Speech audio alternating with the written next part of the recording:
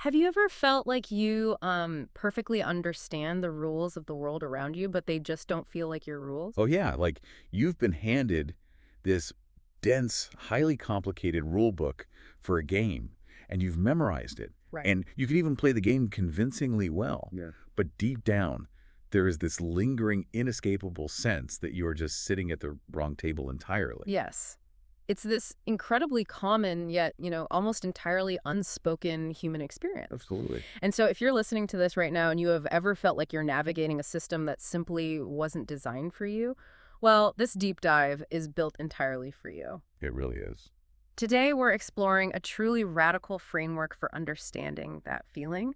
We're pulling from an excerpt of a larger work called The Architecture of Belonging, Aligning Life with Nature. Great piece of writing. Yeah, it really is. And specifically, we're going to dissect a dialogue within it titled Not Lost, Just Out of Place, Why You Feel Different. And that's authored by Beebz and WAV-E. It's such a vital piece of source material, honestly, Yeah. because it completely refuses to pathologize that feeling of, not belonging. Right. It doesn't treat it like a disease. Exactly. Instead of treating that persistent friction as some personal defect or like an anxiety disorder that needs to be cured, it offers a totally different structural lens. I love that. It gives us a working mechanism for what we are actually supposed to do with that feeling of alienation. Okay, let's unpack this.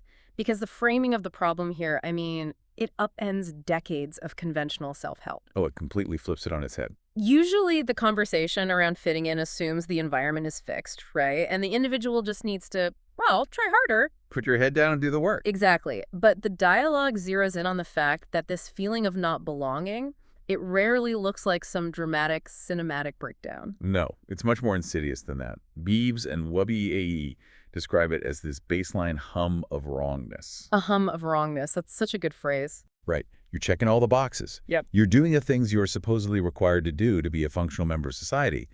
Yet, there is this subtle, constant friction. Yeah. And right from the top, we really need to establish the core thesis here.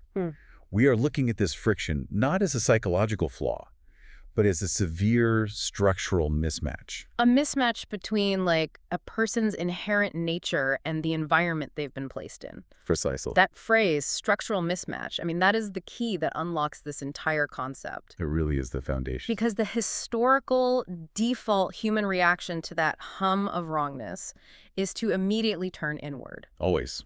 We always blame ourselves. Right. The internal monologue is always, what is wrong with me? Why does navigating this office culture or this traditional life path seem effortless for everyone else while it feels like wading through wet cement for me? Yeah, we individualize the blame. Yeah. And the tragedy is that millions of people experience this exact friction. Millions.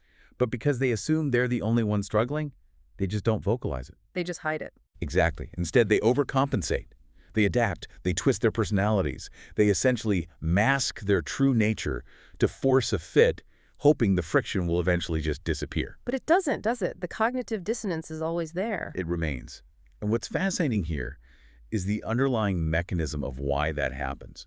People are expending massive amounts of psychological energy attempting to align with a system that inherently clashes with their biological and neurological baseline. Wow. You're basically fighting your own gravity. That shift in perspective is just incredibly liberating. The central argument is that instead of obsessing over the question, what's wrong with me, the much better, much more functional question is, what am I trying to fit into? Yes. Taking the spotlight off the perceived brokenness of the individual and turning it onto the architecture of the environment, it changes everything. It really does. It asks you to critically examine the container you are trying to pour your life into. If you spend your entire life judging your own worth by how well you fit into a rigid industrial-era mold, you will inevitably view yourself as a failure if your nature is, say, fluid and creative. It makes me think about game mechanics, actually. Oh, I like that. Go on. It's like spending your whole life thinking you're a terrible chess piece, when in reality, you were carved to play checkers. You're on the wrong board. That is a perfect analogy. Think about the actual mechanics of a checker piece, right? It moves diagonally. It has a very simple, direct, highly effective momentum. Right, it knows exactly what it's supposed to do. Exactly. Now drop that piece onto a chessboard surrounded by knights executing complex L shapes and rooks sliding across infinite squares and bishops dominating the diagonals. That port checker piece. Right. The checker piece is looking around feeling totally paralyzed, thinking, I am failing at this. I am fundamentally terrible at being a knight. But the irony is that the checker piece isn't broken. And it certainly isn't a bad knight. It's a perfectly functional checker piece that is suffering from a massive category error. A category error, yeah. Its inherent nature is fundamentally incompatible with the rules of chess. And the deep existential frustration that so many people feel comes directly from trying to apply the wrong set of systemic rules to their inherent nature. You cannot optimize a checker piece to play chess. You can't. You just end up destroying the piece. Which opens up a glaring question, I think.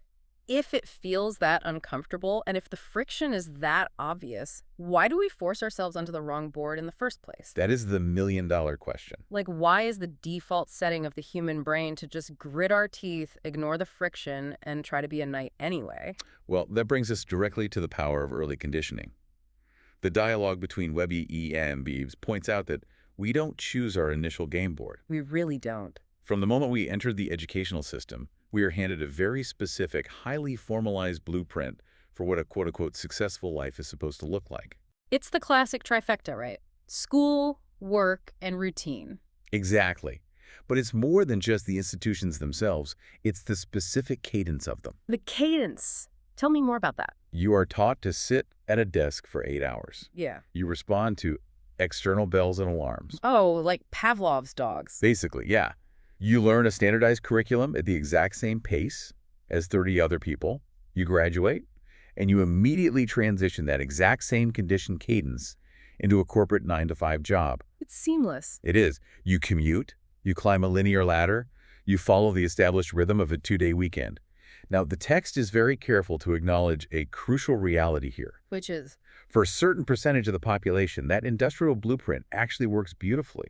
Yeah, I mean, some people genuinely thrive in that environment. The predictability, the clear hierarchy, the established metrics for success, it brings them a lot of peace. Exactly. It completely aligns with their operating system. Right. But for others, perhaps, the people listening to this deep dive right now, that structure feels like a straitjacket. It really does.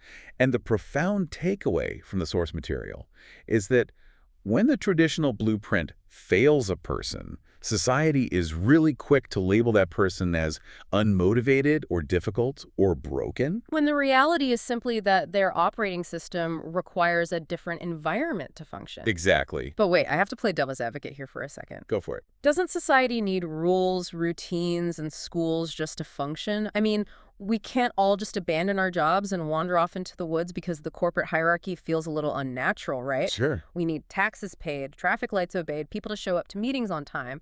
Isn't adjusting to those structures just a necessary part of growing up and being an adult?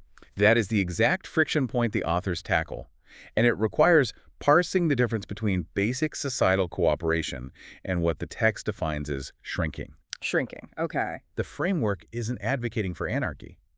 It's not suggesting that you should never have to compromise or do tasks you find mildly annoying. So the danger isn't that you have to stop at a red light. Exactly. The danger isn't basic societal cooperation.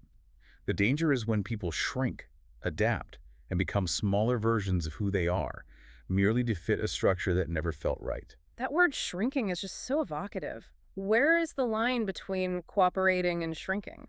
The line is drawn at your core identity. Basic cooperation leaves your fundamental nature intact.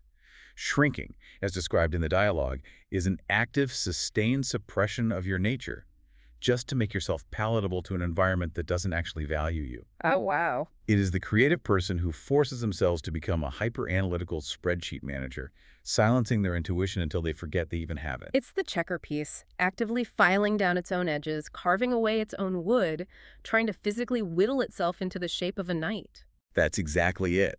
When you shrink, you lose access to your own strengths in the process of trying to belong to a system that only wants your compliance. The psychological toll of that has to be staggering. I mean, you are essentially spending 80% of your daily energy just maintaining the mask. No wonder people are so exhausted.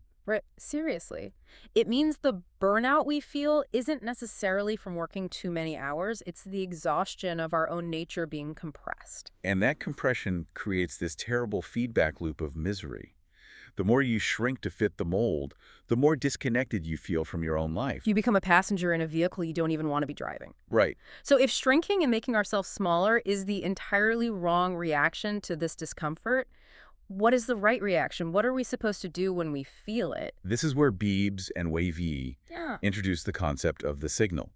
They propose this really radical reframing of how we view our own emotional and physical distress. Okay. What if that persistent feeling of not belonging, that underlying hum of wrongness, isn't a problem to be solved? Here's where it gets really interesting. Yeah. Because what if it's a signal to be listened to? I mean, it's exactly like the check engine light on your dashboard. Oh, I love that analogy. Right. When it flashes, you don't put a piece of black tape over it so you can keep driving. Well, some people do, but they shouldn't. True.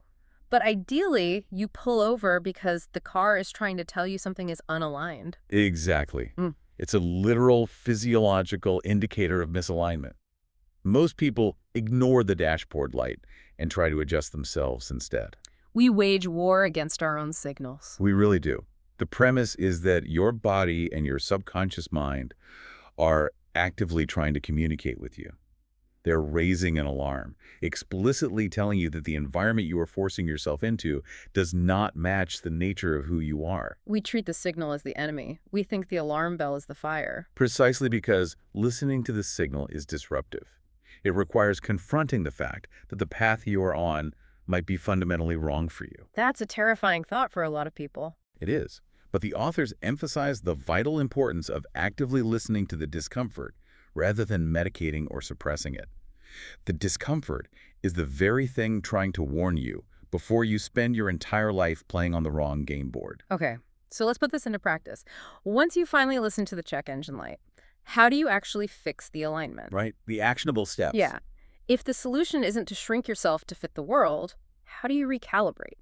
This transitions us to the alternative option presented by WAVE. Mm. Instead of forcing a fit, you build something that fits you, your environment, your work, your life structure. You stop trying to change the water and you start redesigning the container. Yes. But to do that, you have to execute a fundamental mental pivot. You have to retire the question you've been asking since childhood, how do I fit in? And replace it entirely with a new metric. What actually fits me? Exactly. What actually fits me? That one question completely shifts the power dynamic. I mean, it moves you from being a passive recipient of society's rules to an active architect of your own reality. Hence the title, The Architecture of Belonging. You are no longer searching for belonging as if it's a room someone else built that you need a key for. Right. You are designing the space around your own psychological and biological truth. But I have to be honest, hearing the phrase build your own life structure or design your own environment sounds incredibly intimidating. Oh, for sure. I mean, if someone has spent 20 years building a career in a corporate structure that feels deeply misaligned, they can't just snap their fingers and suddenly be living in a secluded cabin by Tuesday. No, of course not. Yeah. Real life has mortgages, dependents, and deeply entrenched realities. Exactly. And if the source material demanded instant wholesale upheaval, it would just be another piece of hollow inspirational fluff. Right, which it isn't. Exactly. Yeah. This is where the text introduces a highly nuanced, incredibly practical mechanism. When Beebz notes that, asking, what actually fits me, changes everything, WAVE immediately grounds the concept by clarifying, not instantly, but directionally. Oh, instantly, but directionally. That is huge. If we connect this to the bigger picture, that single word directionally is the fail-safe against overwhelm. Changing the architecture of your life does not require you to blow up your entire existence overnight. You don't have to quit your job tomorrow. No. Directionality is about changing your compass heading by just 1 or 2 degrees. It means that the next time a micro-decision presents itself, you make the choice that honors your nature rather than the choice that forces you to shrink. It's the mechanics of compounding interest applied to life alignment. 1 degree of change today doesn't look like much, but if you project that 1 degree shift over the course of 5 years, you end up on an entirely different continent. You are shifting the trajectory. It's about auditing your environment for areas where you have agency and slowly adjusting those variables. Yeah, like maybe you can't change your job today, But can you negotiate to work from home 2 days a week? Right, because you know your operating system thrives in solitude. Exactly. Can you stop forcing yourself to attend massive networking events because you know you are a deep one-on-one conversationalist? Yes. Over time, these directional shifts accumulate. The friction lessens. The check engine light finally turns off. And eventually you look around and realize you have meticulously built a table where you actually belong. That's the goal. So, what does this all mean for you, the listener, sitting in your car or on your commute right now? It means that escaping the feeling of being out of place doesn't require a dramatic leap of faith. Right at all. It just requires an honest audit. What is Yeah. one small directional change you could make to your environment or work routine this week to better fit your true nature? Just 1 degree of a turn on the steering wheel. It is the ultimate reclamation of your own agency. You stop waiting for the world to make sense of you, and you start making sense of yourself.